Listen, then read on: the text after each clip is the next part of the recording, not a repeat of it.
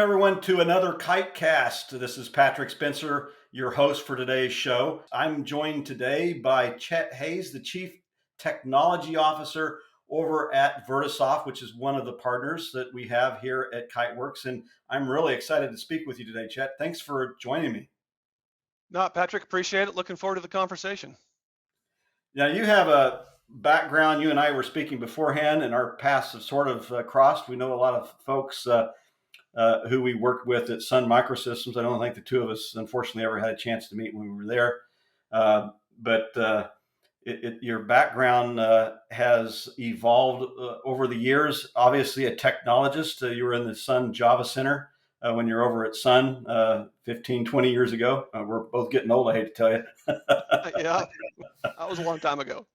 And we might talk a little bit about that Sun background because I assume it probably feeds some of the things that you do today. As the CTO over at Vertosoft, you were one of the founding members of the company back in 2016. Tell our audience a bit about, why did you start the company and what does its charter look like and what do you guys look like today?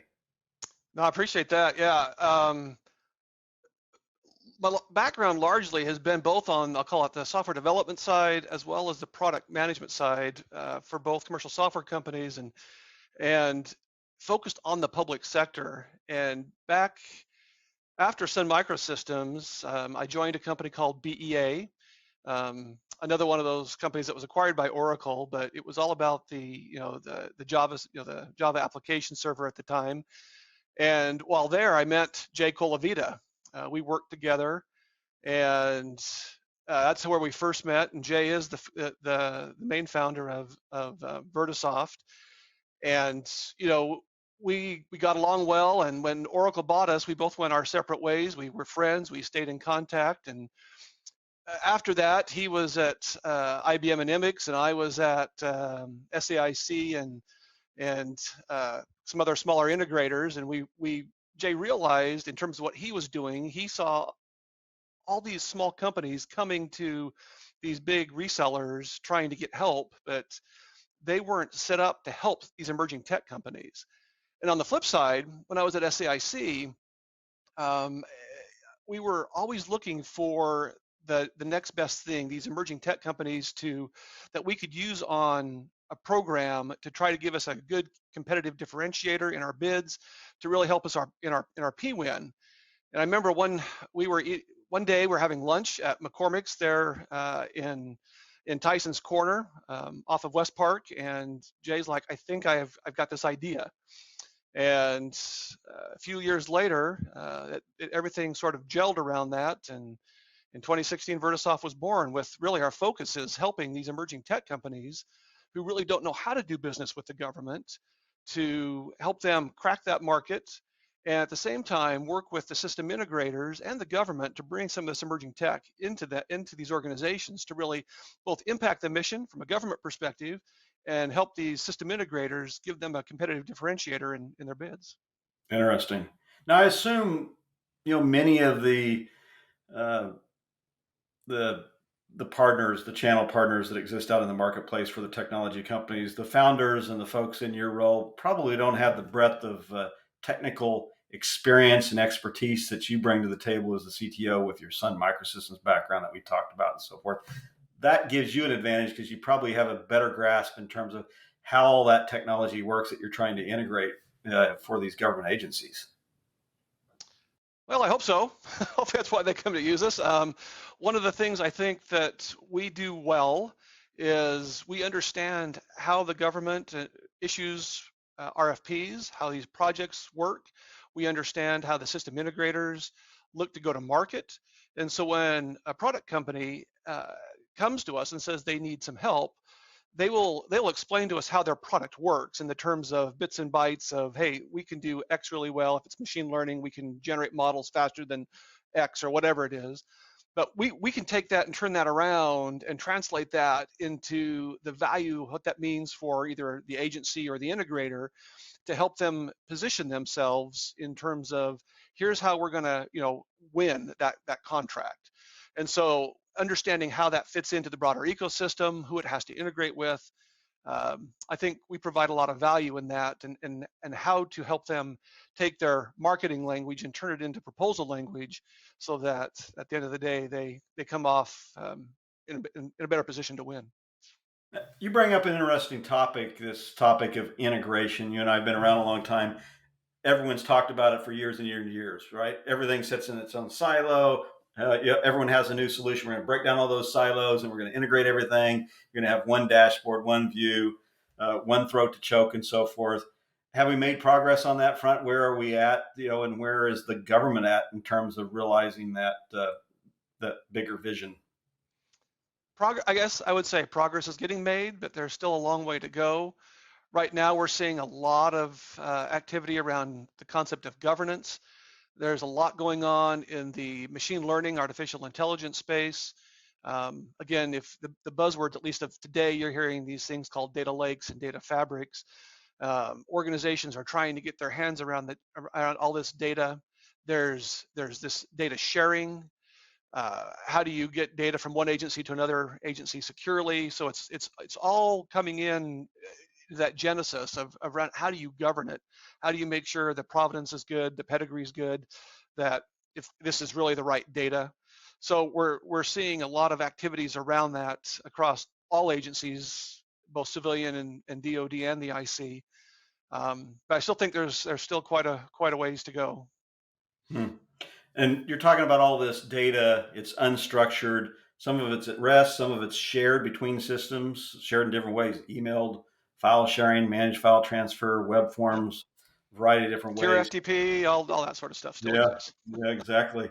How do you protect all that when it comes to governance? You noted that you're seeing some progress, or there's at least a focus on using governance controls and trackings in a centralized manner that probably reduces your risk, both risk in terms of cybersecurity, as well as the compliance regulations that are out there, because the agencies, their feet are being held to the fire. And we'll talk a little bit more about like Executive Order 14028 and CMMC and so forth later on in the podcast. But what's happening on that front from your vantage point?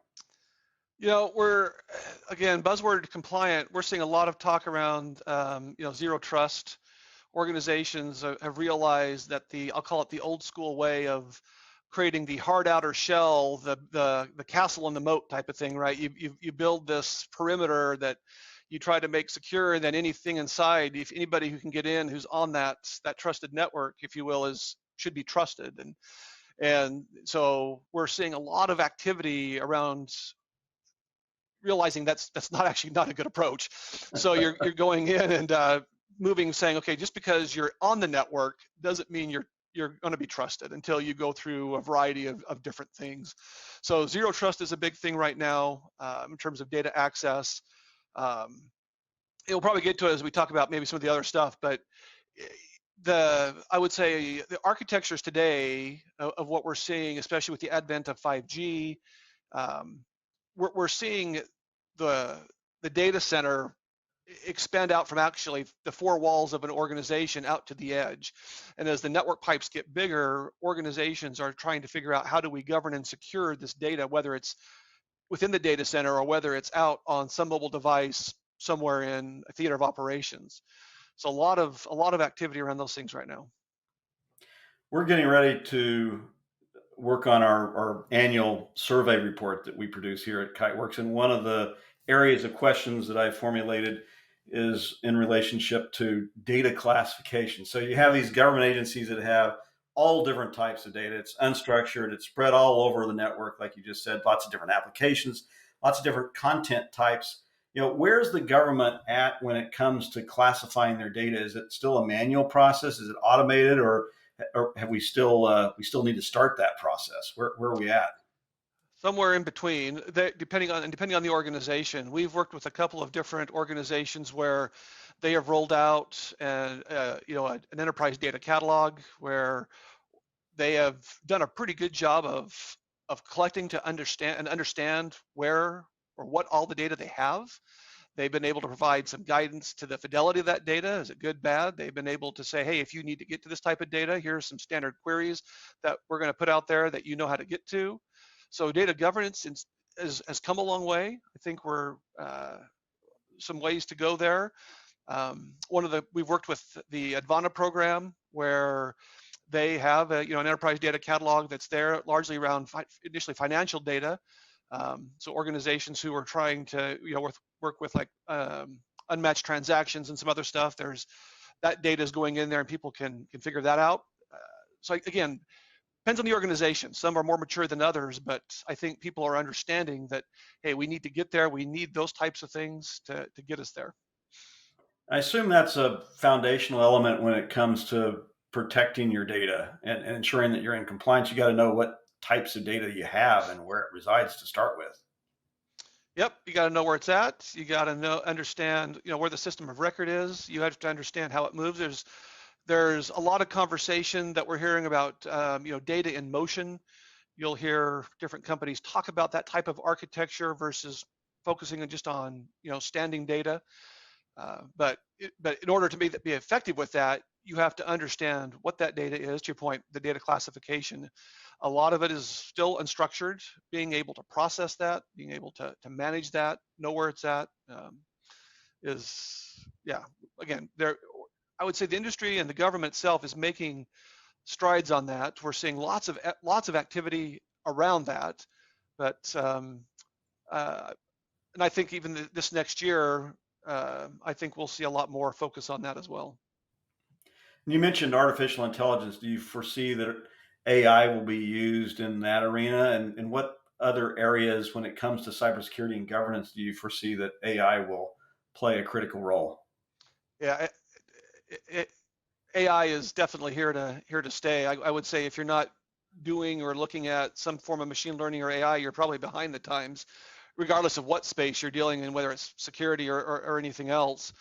From you talk about data classification. Obviously, AI is used heavily in that. There are several tools out there that are quite interesting in terms of its ability to do basic entity extraction, doing link analysis, building out these very complicated relationship models from a graph perspective. There's um, we can talk about the current buzzword right now, Chat GPT, from OpenAI, and some very fascinating things that they're doing on the generative AI type of approach. But on the cyber side, a lot of organizations are using machine learning to help identify, we call it security events.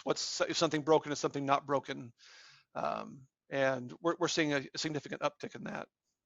What you brought up an interesting subject. I actually published a blog earlier this week on ChatGPT and how cyber criminals are using it already. It's been out a Yep. month. It took them about 2 days before they figured out that it was something they wanted to use, and so much for those guardrails that were put in place right beforehand that would prevent cyber criminals from using it in a malicious manner. They figured out the workarounds, which they always do, right? But Chat GPT, has been successful because it does take a different approach to AI, as you well know, and it actually involved humans to vet that whole process when they did the supervised learning. Do you think that's right? We've heard a whole bunch about AI, and for years, right? And you had sort of the quiet period in the 1960s and 70s where they found that humans were actually more effective than the AI technology that they were using, right, in the machines. And they canceled a few AI projects, and then IBM and others resuscitated it, and we have deep learning, which delves into identifying trends and analysis, psychographic profiling, a bunch of other cool things that you mentioned. But when it comes to cybersecurity, do you think that supervised learning aspect, it's going to have to involve both the machine and the human to really tune it to the point where it's as effective as we're seeing with ChatGPT today? My gut says yes. I think from a cybersecurity perspective, organizations who are using machine learning are going to actually have to have a strategy around how to protect their models, their model integrity. Um, there's been, I would say, some fair amount of research as of late, as organizations are trying to, as they deploy these models, right? They're trying to figure out, okay, now that we got them, how do we prevent, especially in the situation where um, we're looking for model drift or data drift, and we're continually training the model. How do we prevent somebody from interjecting um, data that potentially could tweak the model one way or another to be a detriment. So I think from a cyber perspective, you think it goes back to that the data fidelity and the data pipeline and controlling and managing all that and securing all that. I think is going to be critical, and I think humans are going to have to be part of that at this point to help keep that all in check. And I would assume, anomalies that crop up with your data at rest. Suddenly, a bunch starts moving out of your environment, or you see a lot of changes happening in an area where, no changes have taken place for years over a period of time. Uh, for that which is at rest, but then that which is in motion, you pick up on anomalies as well, so that you can become, rather than reactive from a security standpoint, you become much more proactive. What's your view on that front? No, I think you're spot on in that analysis, right? Um, with some of the tools that we have, you can quickly identify data exfiltration much easier, right? It's like all of a sudden we're seeing this, traffic anomaly where all of a sudden data happens to be going out. We've got it. We should be able to do something with that. Um, when you start thinking about going back to the whole concept of zero trust, and instead of just encrypting and protecting the transport layer, you are everything is encrypted. So whether somebody can hack your transport, that if they're getting the data itself is encrypted, it makes it much harder to lose, if you will, the crown jewels out of an organization. Now, the government, you spoke about zero trust. That it's got to be broader than just the network. It's applications. We argue it's got to be content as well. As you know, you're a Kiteworks partner. With Executive Order 14028, which probably everyone in our audience is familiar with, and then we've had a couple, three or four different addendums. We keep piling up. The paper gets taller and taller, as often is the case when you talk about the government. It embraces this concept of zero trust. With those addendums, it adds more and more to the fray. Uh, how successful do you think we are on that front? I think the implementation for deadline is, still a couple years away. Where are we at? You see some further evolution on that front? Yeah, definitely on the zero trust. Again, we're seeing every organization at least try to do something with that and try to figure out where they're at, what they need to do. Um, so I don't think we're going to get there. Everybody's going to get there in a couple of years. I think it'll be above and beyond that, but at least they're moving that direction. Um, to add on to that, back to that executive order, one of the more interesting things that has sparked a lot of conversation right now is the concept of the secure supply chain, which it ties into the whole zero trust aspect of it, but specifically with the concept of being able to generate a software bill of materials. We are seeing a lot of interest in that.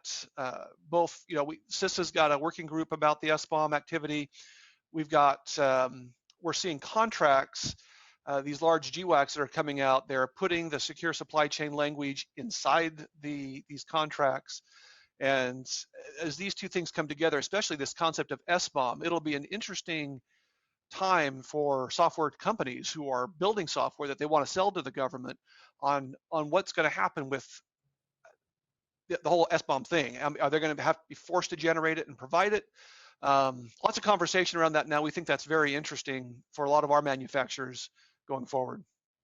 Yeah, CISA certainly a year and a half ago talked a lot about it, with the solar winds hack, but then there's been a bunch of others when it comes to the supply chain The having Log4j SBOM. thing was probably the most recent, and one of the things that's really kicked that conversation back into gear, that the Log4j issue most recently. Yeah, you're spot on there. Um, when it comes to data privacy regulations, in Europe they have GDPR, but then in California, we have the one that was passed there a year and a half ago. Now this year we have four more states: Colorado, Virginia, Utah, and Connecticut. I believe, if I remember the four Yep. that Yeah. are implementing their own. I think one went into effect at the beginning of the year. The last one goes into effect at midnight on December 31st, I believe. You know, do you one that's at the state level. What implications does this have for software vendors, or for just government agencies in general, or entities that are aspiring to conduct business in those states? I assume you have clients who are coming to you and they're asking you, what do we do? And do you foresee, in the second question, in the long run, they'll actually get a national data privacy law so we don't have 50 different regulations that we need to try to figure out? Yeah, this is we've had lots of interesting conversations around this, right? I mean, historically, excuse me, historically the U.S. has really been well, we've allowed organizations to collect data, and we've done it more on a harms prevention basis, right? You can collect it. You think about things we say around HIPAA, and there's the Child Online Privacy Prevention Act, was it COPA or something like that, and there's another one with the Family Educational Rights. There's a few like that, but we allow this, and these are written so that it's all about preventing harm if something were to get leaked. Um, if you look at these laws that are coming out now, both the total of 5 that are more modeled on the EU's GDPR type of laws, that approach is more, instead of a harms-based types of approach, it's a rights-based approach where the individual, and effectively it says the individual owns their data and has the legal right to determine what happens with that data. It's a very different approach. So, and that's going to force organizations and software organizations who collect this data to think differently about how they collect it, how it gets stored, and if it's getting transmitted, all these things that they're going to have to think about in order to make sure that they are compliant with it. And I actually believe, I think you alluded to it as well, I think these 5 are just the tip of the iceberg. I believe that we will see several more states adopt it. And to your point, I think there's already been conversations around a national bill to try to codify that and have more of the user right type of approach to the data. When we've had even the federal government with one of the recent executive orders that I think was issued last year, attempting to accommodate the EU and some of their concerns. So there's reciprocity, I think, right? So we're seeing some of that, but you can only do so many executive orders without bringing Congress into the fray, right? and getting something that Yeah, actually has teeth in it. There's a lot being talked about around some of the regulations. We've had SOC, we've had ISO for quite a while. NIST is really seemingly coming to the forefront as the cybersecurity framework that the government wants to embrace, and then that obviously filters down into the private sector as well. What are you seeing on that front? And is it being baked into all these governance standards? Which one do you need to follow, or all the above? And does it vary from agency to agency? it's a good question. It's fascinating. We've been watching, I'll throw out CMMC, right?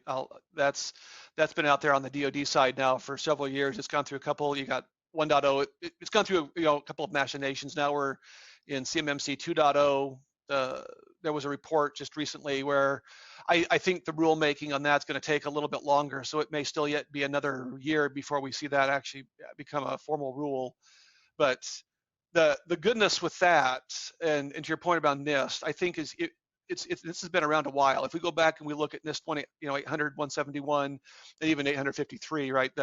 Those, if you're following those 800, 171, you're probably in pretty good shape. A lot of our software vendors, they'll come to us and they'll ask us, well, hey, what should we be doing?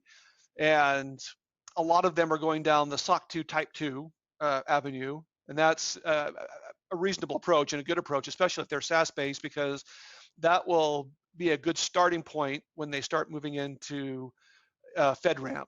That's the fact that they've got that foundation, it'll help them with their FedRAMP activities.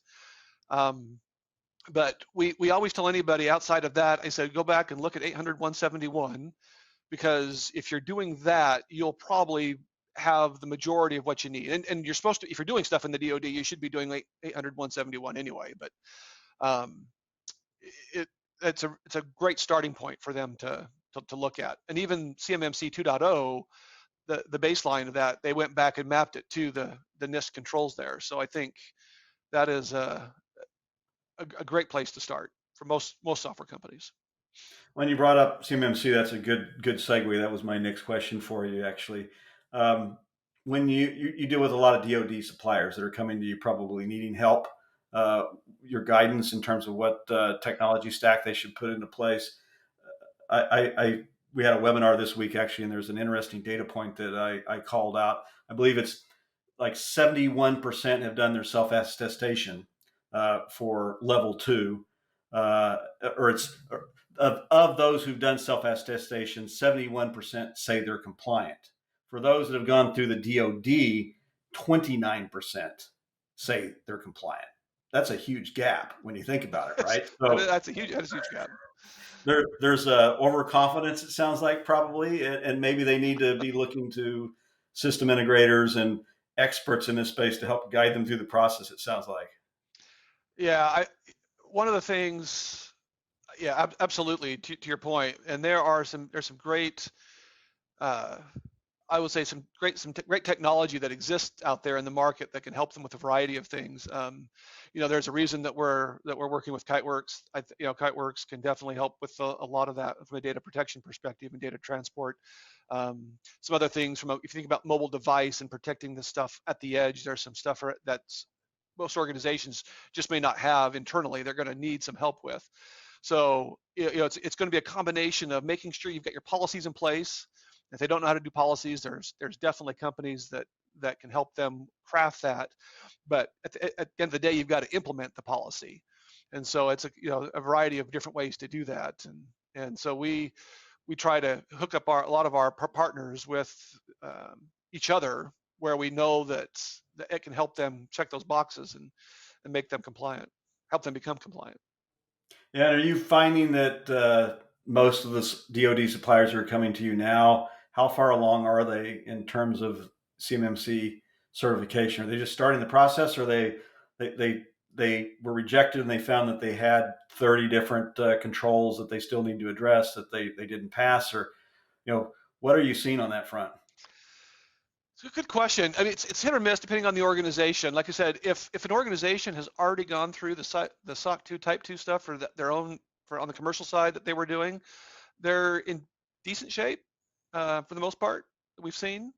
Uh, we're seeing a lot of folks right now, and we've talked to them about it, saying, hey guys, you guys got to be looking at this. A lot of them are still, I'll say, dragging their feet a little bit purely from a CMMC perspective. They're kind of waiting to see what happens with the current rulemaking process and where things end up. Um, we definitely try to encourage everybody. Okay, if you're going to drag your feet on at least CMMC specifically, at least make sure that you're looking at the 800-171 stuff, because that's going to be the foundation you're going to need anyway going forward, especially for DoD. Yeah, we agree with you on the NIST 800-171 front. That certainly needs to be your baseline Yep. framework. If you're covered there, you're in relatively good shape. Absolutely. FedRAMP, there's a lot of talk about it. Uh, there's our vendors in the marketplace, some that do business through you, who aren't really FedRAMP authorized. They haven't gotten the certification. They claim that they're FedRAMP like.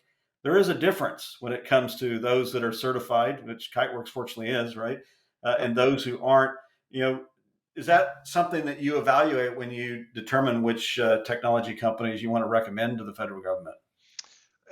Absolutely. I mean, as of December, right, the National Defense Authorization Act actually codified and put FedRAMP as an actual law.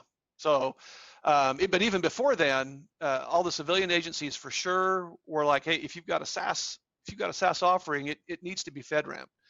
And most of them would not talk to you or want to do any business with you unless your offering had a FedRAMP authorization. Now, sometimes it could have been FedRAMP moderate, or sometimes it could have been FedRAMP low. Very on the civilian side, very rarely did we ever see the need for high, but uh, they absolutely look at that. The DoD early on didn't care as much about FedRAMP, but we're seeing them, even some agencies now, ask about it, because that they're able to go back and point to the control mapping and say, okay, that's a good starting point for us. But I think now, like I said, with that passing of the Defense Authorization Act in December, that's going to, I think, put even more of a focus and more of a driver for organizations to go through the FedRAMP process and get that done. That's great. Interesting.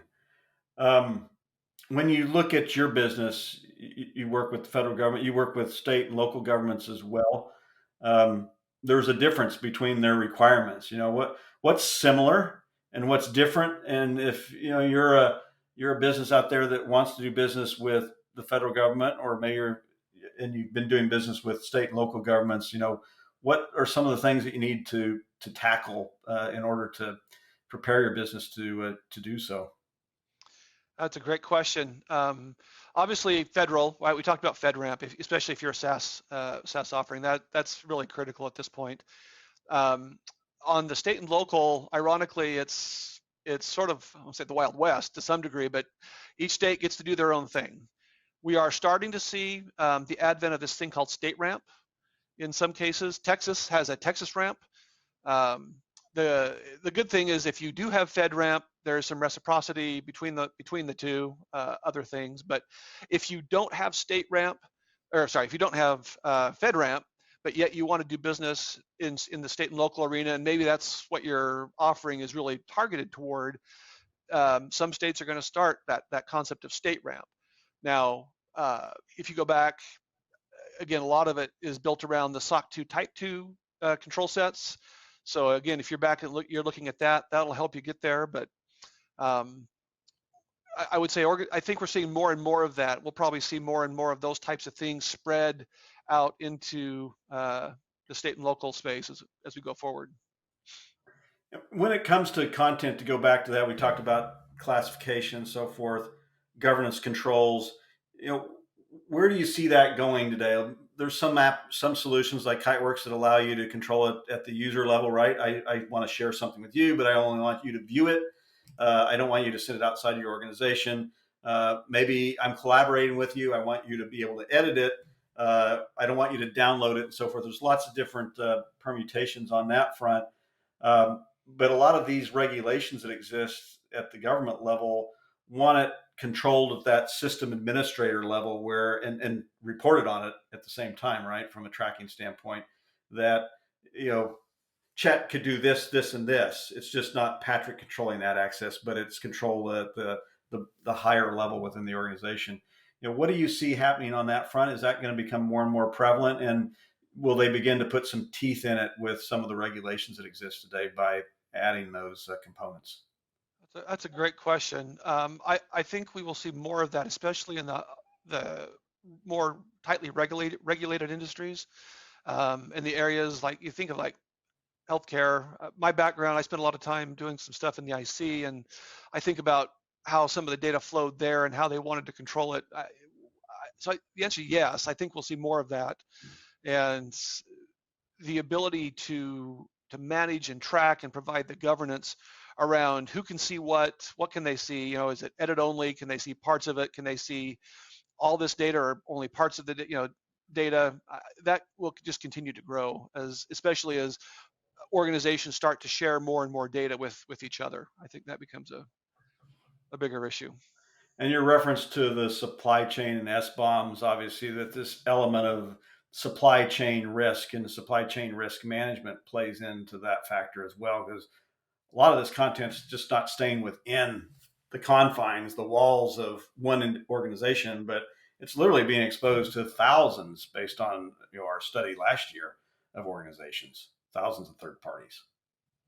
Yeah, absolutely. And even in the government, so if you think about the federal government, there are certain programs that require the collaboration of multiple different agencies to share data amongst each other. You think of the healthcare exchange. It's not just CMS who controls all that data. They're pulling data from other agencies as it comes in, and a lot of that is PII data and other data, and being able to control and manage that and make sure that only the right people can see what they're authorized to see becomes critical. And I think we're just going to see more and more of that as we see more and more collaboration across agencies. From a cyber threat standpoint, we've seen a lot about the supply chain in the news the last few years, as you well know, specific vulnerabilities. AI, and then the nation states are obviously increasingly more and more active in some of the worst hacks, either coming from them directly or through their affiliate organizations that are getting funding or at least coverage within those malicious nation states. What do you see happening on the cyber threat front today, and what should our audience look for in the coming year or two? Um, I think here in the short term, again, software, we talked about secure supply chain, SBOM type of stuff, but I think we're seeing more and more on, cyber physical systems. So if you think that concept of the extended Internet of Things, so OT type of operational technology types of stuff. So when you start going from your self-driving vehicles to smart buildings to your electric grids, things that are physical in nature but have an element of IT that tie into it, I think there's going to be a lot more focus on securing those things. Every once in a while, we'll see in the news there was an outage somewhere, like at least in the Carolinas, they were concerned that there may have been maybe a cyber hack there. Um, so I think we're going to see a lot more around that as 5G becomes more ubiquitous and more in use in the government agencies. You're going to see a lot of concern around, hey, this concept of what my organization is changes, right? Instead of being in your four walls of your building, um, or wherever you're at, your organization now extends out to a handheld device anywhere. So I think there will be a lot of focus on the security of not just the transport from the location to the edge, but how do you protect all of that from an edge perspective and the data back and forth, um, and the collaboration of that going forward. I think those are some of the very near term types of things that we're gonna see a lot of here in the next year or two. Any cybersecurity trends, in the technology itself? What do you see? What exciting things do you see on the horizon there? A lot of exciting things. Well, a lot of the exciting things are really focused on some of the application of like the machine learning and AI to do different things, both for the good and for the bad, right? You mentioned it, like the article about Chat GPT being used for nefarious reasons. Just the other day, we had an email come in, probably the best phishing email I've ever seen, that came into one of our employees, and they had the wherewithal to at least question it and ask and say, hey, is this real? I think we will see a lot of that, both again for good and bad, be used to try to, the bad guys trying to stay ahead of the good guys in terms of getting access and infiltrating the systems. There's some cool stuff there. Again, the application of that both into threat intelligence. Uh, there is so much going on. The bad characters, they're out there trying any which way to either get to your data, hack your system, whether it's just for data purposes or whether it's to install ransomware or whatever it is. They are there is so much generated, so much data generated, that concept of threat intelligence and being able to share that with organizations, so that they are understanding what the threats are, I think will continue to grow and become just vitally important for organizations to be a part of, just so they can keep up to speed with everything that's going on. Um, 5G, I say that just in general. I think that truly is a game changer, and I've even heard folks start talking about this concept of 6G. But you think about the amount of bandwidth that becomes available and the dynamics that creates for an organization in terms of its ability to do compute and where you can process. And instead of having data all move back to things, the data processing at the edge becomes very interesting. And that network that just never ends, right? Yep. It doesn't Yep. stop at the walls Absolutely. of your organization. So this has been a fascinating conversation, Chet. I really appreciate your time. So for organizations that want to engage with Vertosoft, who should engage with you, and where should they go to find out more information or to schedule a call with you? I appreciate that. We always love to talk to people. They can reach us just generally at info@vertosoft.com. The types of organizations that we work well with are the ones who are trying to, crack that government market. they need help. They need to understand how to sell, how to do proposals, contract vehicles, all the terms that generally are foreign to them. That's where we can help them. And we love to work with, again, the emerging tech companies. We know how to help position them. We've got some great relationships with our reseller partners and our system integrators. So again, info@vertosoft.com is the easiest way to get to it. You can go to our website. There's a couple of easy links that goes right to our team, and we're happy to have that conversation. Oh, thank you. I'm sure you'll be hearing from some in our audience. Chet, I appreciate your time today. Fascinating conversation. We'll have to do it again in the near future. Thanks, Patrick. Appreciate the time. For anyone in our audience who would like to find more Kitecast podcasts, you can go to kiteworks.com/Kitecast. Thanks for joining us today.